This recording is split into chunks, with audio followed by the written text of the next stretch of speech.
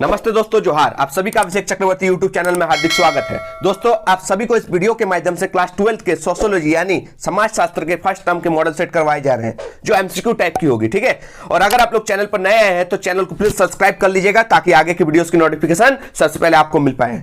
तो चलिए दोस्तों, बिना देरी करते हुए पहला क्वेश्चन देख लेते हैं। क्या पूछा गया है? उदार राष्ट्रीयता का काल है। उदार राष्ट्रीयता का काल कौन सा वाला है दोस्तों?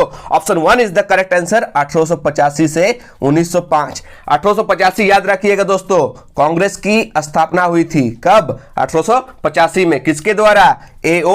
ह्यूम के द्वारा। ठीक है दोस्तों, 1885 में भारतीय राष्ट्रीय कांग्रेस की स्थापना के साथ ही उदार राष्ट्रीयता का काल शुरू हो गया था, लेकिन इस समय तक कांग्रेस का लक्ष्य पूरी तरह से अस्पष्ट ही था। उस समय इस आंदोलन का प्रतिनिधित्व अल्प शिक्षित, बुद्धिजीवी, मध्यम वर्ग लोगों के द्वारा किया जा रहा था। यह वर्ग पश्चिम की उदारवादी विचारधारा से काफी प्रभावित थी। ठीक है, तो दोस्तों याद रखिएगा, उदार राष्ट्रीयता का काल 1885 से 1905 तक था। ठीक है, चलिए दोस्तों क्वेश्चन नंबर 2 की ओर बढ़ते। क्या पूछा गया है? समाज शास्त्र की स्थापना किस वर्ष हुई थी? समाज शास्त्र की स्थापना किस वर्ष हुई थी? Option 3 is the correct answer दोस्तों, 1838। क्या? 1838। ठीक है, एक पृथक विज्ञान के रूप में समाज शास्त्र की चर्चा सर्वप्रथम फ्रांसीसी विचारक अगस्ट काम्टे ने, किसने? अगस्ट काम्टे ने अपनी पुस्तक पॉजिटिव फिलोसॉफी में 1838 में की थी। ठीक है, यानी समाज शास्त्र की स्थापना 1838 में हुई थी। तो दोस्तों आप लोगों के लिए एक क्वेश्चन है, समाज शास्त्र के जनक, क्या समाज शास्त्र के जनक या पिता या संस्थापक, तीनों टाइप से अगर क्वेश्चन पूछे तो इस प्रश्न का उत्तर हर समाज शास्त्र के स्टूडेंट कमेंट बॉक्स में दे। ठीक है, आप लोग सोशियोलॉजी के स्टूडेंट हैं और आप लोग 16 तारीख को एग्जाम देने जाएंगे, तो आप लोगों को इस प्रश्न का उत्तर देना होगा दोस्तों। ठीक है,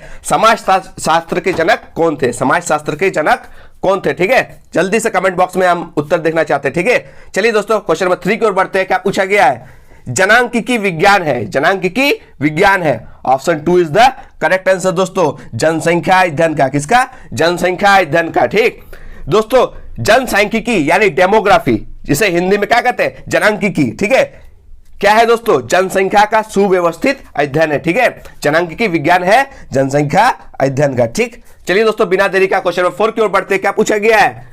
किस राज्य में साक्षरता दर सबसे ज्यादा है? किस राज्य में साक्षरता दर सबसे ज्यादा है? दोस्तों इस प्रश्न का उत्तर मैं सेट 1 में बताया था, इसका उत्तर भी आप लोग कमेंट में दें। ठीक है, क्या होगा?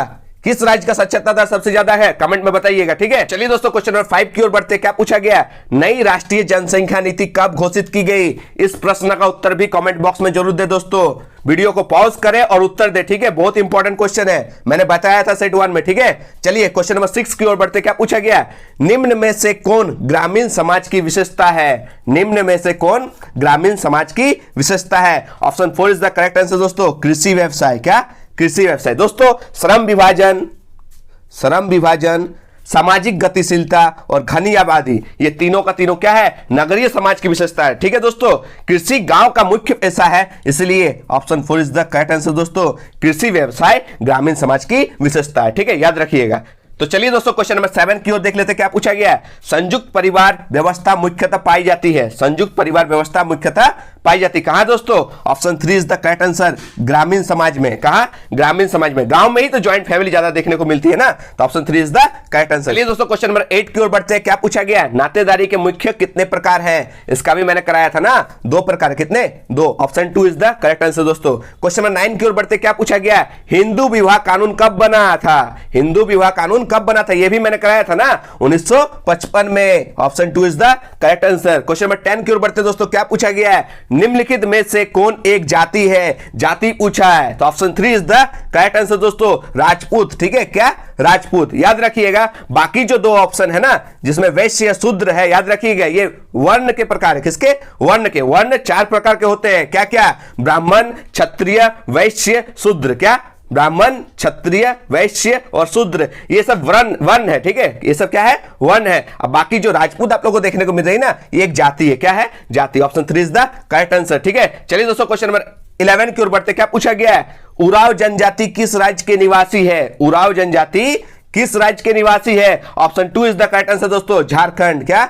झारखंड। याद रखिएगा दोस्तों, उरांव झारखंड की दूसरी तथा भारत की चौथी सर्वाधिक जनसंख्या वाली जनजाति है। ठीक है, झारखंड की दूसरी और भारत की चौथी सर्वाधिक जनसंख्या वाली जनजाति है कौन? उरांव। ठीक है दोस्तों, झारखंड की अगर सबसे बड़ी जनजाति की बात करें तो वह है संथाल। क्या? संथाल, याद रखिएगा। ठीक है, और मुंडा झारखंड की तीसरी सबसे बड़ी जनजाति है। ठीक है, चलिए दोस्तों क्वेश्चन नंबर 12 की ओर देखते हैं क्या पूछा गया है। युवा संगठन पाया जाता है, युवा संगठन पाया जाता है। Option 3 is the correct answer दोस्तों, जनजातीय समाज में। किसमें? जनजातीय समाज में। चलिए दोस्तों क्वेश्चन नंबर 13 की ओर देख लेते हैं दोस्तों क्या पूछा गया है। कौन समस्या जनजाति जीवन से संबंधित नहीं है? कौन सी जो समस्या है वो जनजाति जीवन से संबंधित नहीं है? याद रखिएगा option 1 is the correct answer दोस्तों, छुआछूत। छुआछूत इन लोग नहीं मानते। ठीक है, क्वेश्चन नंबर 14 की ओर बढ़ते दोस्तों क्या पूछा गया है। मंडल कमीशन के अध्यक्ष कौन थे? मंडल कमीशन के अध्यक्ष कौन थे? Option 1 is the correct answer दोस्तों, बीपी मंडल। क्या? बीपी मंडल। पूरा नाम क्या था दोस्तों? श्री विंदेश्वरी प्रसाद मंडल जी, श्री विंदेश्वरी प्रसाद मंडल। याद रखिएगा। क्वेश्चन नंबर 15 की ओर बढ़ते दोस्तों क्या पूछा गया है। अनुसूचित जनजाति को पहले किस नाम से पुकारा जाता था? अनुसूचित जनजाति को सबसे पहले किस नाम से पुकारा जाता था? Option 1 is the correct answer दोस्तों, आदिवासी के नाम से। किसके नाम से? आदिवासी के नाम से पहले पुकारा जाता था। ठीक है, क्वेश्चन नंबर 16 की ओर बढ़ते दोस्तों क्या पूछा गया है। जातीय पूर्वाग्रह का क्या अर्थ है? जातीय पूर्वाग्रह का क्या अर्थ है? Option 3 is the correct answer दोस्तों, किसी जाति से संबंधित अवैज्ञानिक एवं गलत अवधारणा। पूर्वाग्रह मतलब क्या होता है दोस्तों? पहले से धारणा। ठीक है, पहले से किसी चीज के बारे में सोचना।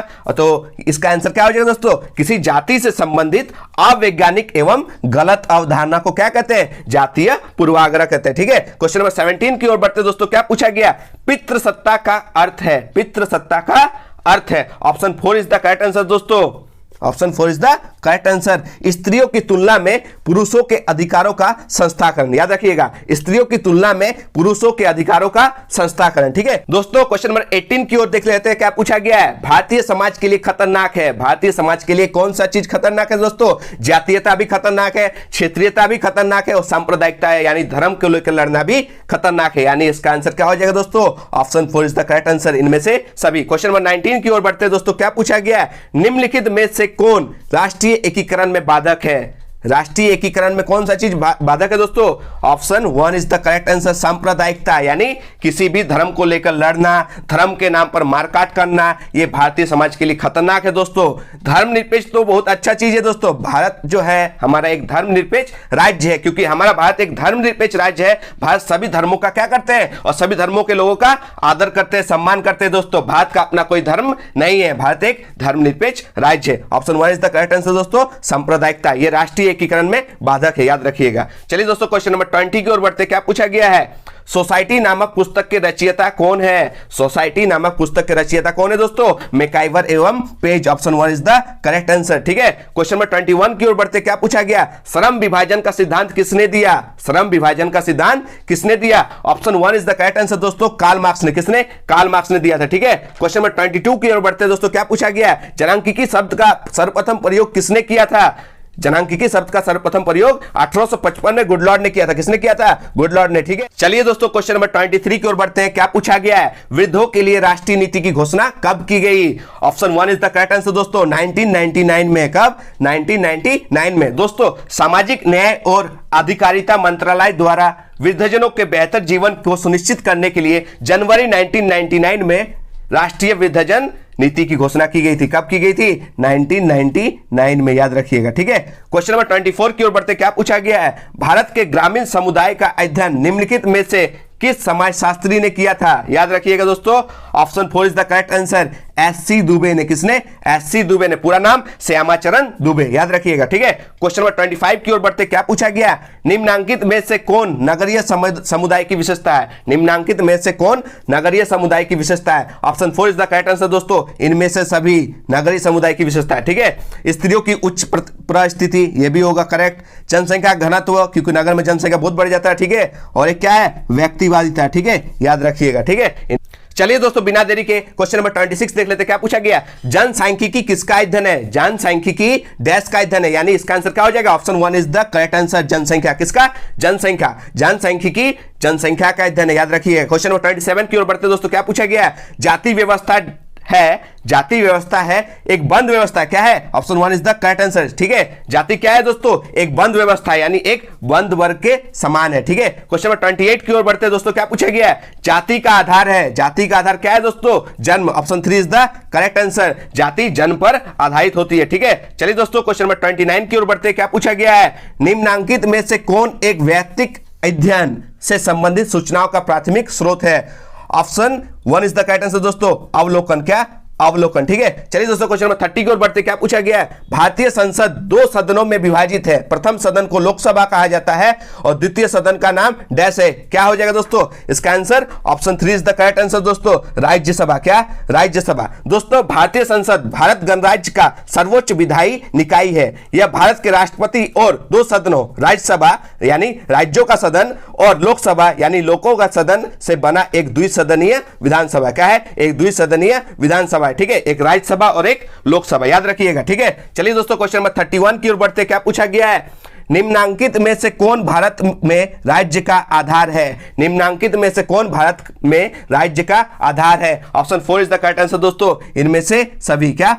इनमें से सभी। ठीक है, चलिए दोस्तों क्वेश्चन नंबर 32 की ओर बढ़ते। क्या पूछा गया? सीमांतीकरण किस प्रक्रिया को कहा जाएगा? सीमांतीकरण किस प्रक्रिया को कहा जाएगा? Option 2 is the correct answer दोस्तों, नकारात्मक प्रक्रिया। क्या? नकारात्मक प्रक्रिया। ठीक है दोस्तों, सीमांतीकरण एक नकारात्मक प्रक्रिया है जिसके द्वारा विभिन्न आधारों पर कुछ विशेष समूह अथवा समुदाय अपने समाज की सामाजिक आर्थिक धारा से दूर होने लगता है। ठीक है, सामाजिक आर्थिक धारा से दूर होने लगता है। ये क्या है? नेगेटिव चीज है। ठीक है, एक नकारात्मक प्रक्रिया। ठीक है, चलिए दोस्तों क्वेश्चन नंबर 33 की ओर देखते। क्या पूछा गया? सीमांत व्यक्ति की अवधारणा किसने दी? सीमांत व्यक्ति की अवधारणा किसने दी? Option 1 is the correct answer दोस्तों, रॉबर्ट ई पार्क। किसने? रॉबर्ट ई पार्क ने। ठीक है दोस्तों, सीमांत व्यक्ति या सीमांत व्यक्ति सिद्धांत एक समाजशास्त्रीय अवधारणा है। यह अवधारणा किसने दी थी दोस्तों? रॉबर्ट ई पार्क ने, याद रखिएगा। ठीक है दोस्तों, क्वेश्चन नंबर 34 आप लोग स्क्रीन में देख पा रहे हैं। क्या पूछा गया है? धर्मनिरपेक्षता का अर्थ क्या है? ऑप्शन 1 विभिन्न धर्मों का सह अस्तित्व।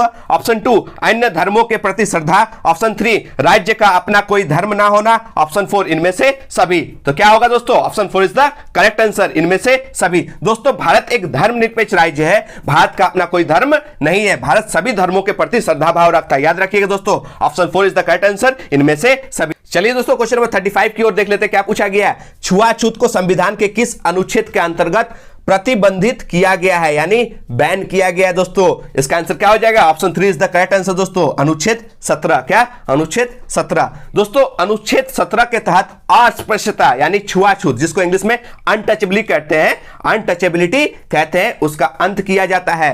अस्पृश्यता के उन्मूलन के लिए इसे दंडनीय अपराध घोषित किया गया। किसके अंतर्गत? अनुच्छेद 17 के अंतर्गत। ठीक है, चलिए दोस्तों क्वेश्चन नंबर 36 की ओर बढ़ते। क्या पूछा गया है? जाति एक बंद वर्ग है, जाति एक बंद वर्ग है, यह किसने कहा है दोस्तों? Option 1 is the correct answer दोस्तों, D.N. मजूमदार। पूरा नाम धीरेन्द्रनाथ मजूमदार। क्या? धीरेन्द्रनाथ मजूमदार। चलिए दोस्तों क्वेश्चन नंबर 37 की ओर बढ़ते। क्या पूछा गया है? सरना किसका धार्मिक स्थल है? सरना किसका धार्मिक स्थल है? Option 2 is the correct answer दोस्तों, मुंडा का। किसका? मुंडा का। दोस्तों मुंडा झारखंड की तीसरी सर्वाधिक जनसंख्या वाली जनजाति है। मुंडा तीसरी सर्वाधिक जनसंख्या वाली जनजाति है दोस्तों। कहां का? झारखंड का। यह जनजाति केवल झारखंड में ही पाई जाती है और कहीं नहीं।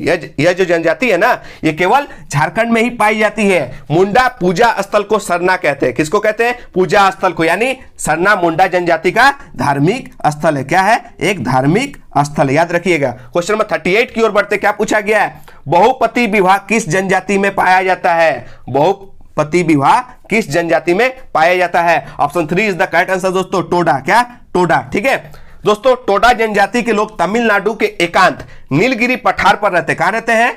तमिलनाडु के एकांत नीलगिरी पठार पर रहते हैं। यह टोडा भाषा बोलते हैं। क्या भाषा बोलते हैं? टोडा भाषा बोलते हैं, जो कन्नड़ भाषा से संबंधित एक द्रविड़ भाषा है। याद रखिएगा। ठीक है, क्वेश्चन नंबर 39 की ओर बढ़ते। क्या पूछा गया दोस्तों? निम्नांकित में से कौन सी एक दशा भारत में जनसंख्या वृद्धि का कारण नहीं है? याद रखिएगा, option 4 is the correct answer, स्थान परिवर्तन की प्रवृत्ति, ये जनसंख्या वृद्धि के कारण नहीं है। याद रखिएगा। ठीक है दोस्तों, आज का लास्ट क्वेश्चन देख लेते हैं। क्या पूछा गया? क्वेश्चन नंबर 40 की ओर देखते हैं।